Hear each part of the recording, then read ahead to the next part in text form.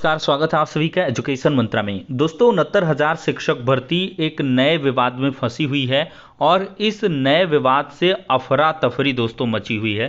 6800 सूची बचेगी या नहीं बचेगी, इस वीडियो में हम चर्चा करने वाले हैं और साथ ही साथ आगे 69,000 शिक्षक भर्ती का क्या कुछ भविष्य रहने वाला है, इस पर भी हम डिस्कशन करने वाले हैं।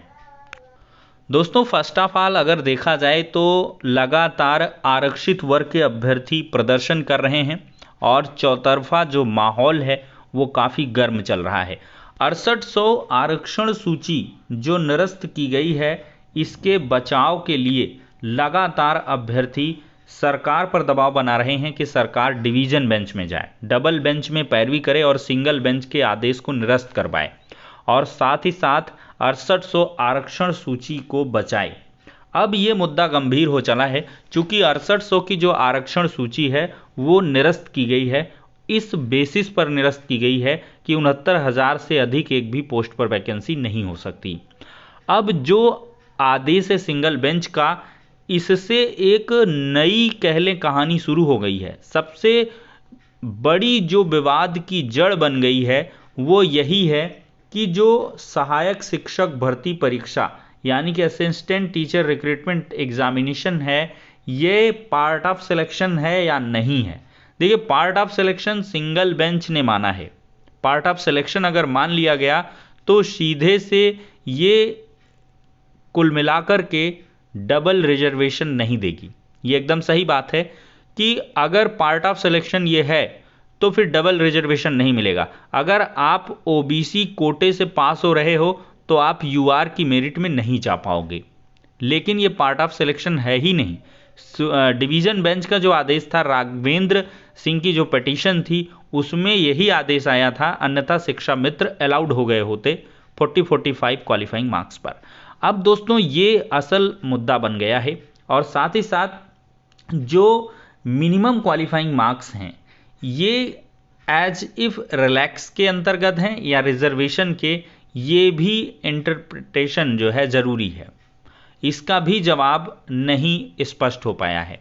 इसको जज साहब ने रिजर्वेशन माना है, जबकि सरकार इसको जो है कह लें कि एक्सप्रेस की है कि ये एक क्वालिफाइंग एग्ज़ाम है और क्वालिफाइंग एग्ज़ाम में रिलैक्स आप दे सकते हो, रिलैक्सेशन का प्रोविज़न है। जैसे कि आप यूपी टेट का एग्ज़ाम लेते हो, वो भी एक प्रकार से जो अध्यापक पात्रता परीक्षा है वो एक पात्रता परीक्षा है। तो टेट को क्वालिफाइंग एग्ज़ाम मानते हुए उसमें जो मार्क्स हैं उसमें जो है क्या कह लें कि रिलैक्सेशन दिया जाता है, ना कि रिजर्वेशन दिया जाता है। देखिए रिलैक्सेशन और रिजर्वेशन ये बहुत बड़ा मुद्दा है और इसकी क्लैरिफिकेशन काफ़ी गूढ़ है। लोग रिलैक्सेशन को रिजर्वेशन मान लेते हैं, रिजर्वेशन जो है अलग चीज़ है, रिलैक्सेशन अलग चीज़ है, ठीक है। अब दोस्तों यहीं पर पेंच फंसा हुआ है। अब ये मामला डिवीज़न बेंच के पहले, सुप्रीम कोर्ट के पहले नहीं क्लियर होने वाला है, क्योंकि अगर यहाँ पर ये पार्ट ऑफ सिलेक्शन है तो फिर पहले की सूचियों का क्या होगा, वो भी नलीफाई हो जाएंगी, उनको भी नए तरीके से बनाना पड़ेगा और नए तरीके से बनी ही हैं और बनाने के लिए सिंगल बेंच ने भी आदेश दिए हैं, लेकिन पार्ट ऑफ सिलेक्शन मान करके। तो ये एक नया बिंदु है जिससे काफ़ी ज़्यादा अफरा तफरी का माहौल बना हुआ है। अब दोस्तों सबसे बड़ा मुद्दा है कि 6800 की आरक्षण सूची जो है वो बच पाएगी या नहीं। दोस्तों जहाँ तक देखा जाए, बेसिक शिक्षा मंत्री जी का भी स्टेटमेंट है कि हम 3 महीने के अंदर जो है जो भी कोर्ट के द्वारा आदेश आया है उसके अनुपालन में हम चीज़ें करेंगे। मतलब सरकार का मन नहीं है कि ये इस मामले को डिवीज़न बेंच में चैलेंज करें और साथ ही साथ अभ्यर्थी इस पर जाएंगे तो ये मामला इतनी जल्दी हल होने वाला नहीं है, क्योंकि अभ्यर्थी अब और गैंग वाले तैयार हो गए हैं, वो लोग अपने हिसाब से काम करेंगे। शिक्षा मित्र भी तैयार हो रहे हैं कि भाई सिंगल बेंच का जो आदेश है उसको आधार बना करके हम पार्ट ऑफ सिलेक्शन मनवा करके, जब पार्ट ऑफ सिलेक्शन कोर्ट ने कह ही दिया तो हम कहाँ थे। हम जो ऐसे शिक्षा मित्र जो अचयनित हैं तो वो लोग कहाँ थे, उनको भी कंसीडर किया जाना चाहिए। अगर वो कंसीडर हो जाते हैं तो पूरी रिक्रूटमेंट प्रोसेस ही ख़राब हो जाएगी और फिर पहले से जो सिलेक्शन पा गए हैं उनका फिर भाई कितने का एडजस्टमेंट यहाँ पर किया जाएगा। सरकार से भले ही व्यवस्था बनाने के लिए कहा गया है कि जो सिलेक्टेड कैंडिडेट हैं उनको छेड़ा नहीं जाएगा, उनके लिए जो पॉलिसी है वो बनाई जाएगी। तो ये सारे बिंदु हैं और दोस्तों अब ये यहाँ से मामला काफ़ी पेचीदा है और ये काफ़ी ज़्यादा फंस गया है और अब इसका हल इतना आसानी से नहीं निकलने वाला है। इसके लिए अभ्यर्थियों को ही मेरे हिसाब से आगे आना होगा।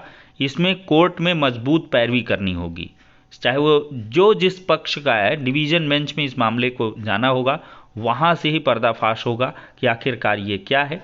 और जहाँ तक ये है पार्ट ऑफ सिलेक्शन ये नहीं माना जाएगा, अन्यथा पीछे की व्यवस्था सब गड़बड़ हो जाएगी और साथ ही साथ फिर ये मामला सुप्रीम कोर्ट भी जा सकता है। तो डगर कठिन है और जो आरक्षण पीड़ित छात्र हैं उनके लिए काफ़ी ये कुठाराघात है। वो लोग लगातार दूसरे प्रयास भी करते रहें, इसी भर्ती के भरोसे ना बैठें, क्योंकि पिछली बार सिचुएशन कुछ और थी कि नियुक्ति मिलने वाली थी, लेकिन इस आदेश के बाद कुछ स्थितियां बदल गई हैं। डिवीज़न बेंच से आदेश अगर फेवर में आता है तो फिर देखिए क्या होता है, वो बाद में ही डिस्कस होगा। तो फिलहाल के लिए इस वीडियो में इतना ही, नेक्स्ट में मिलते हैं।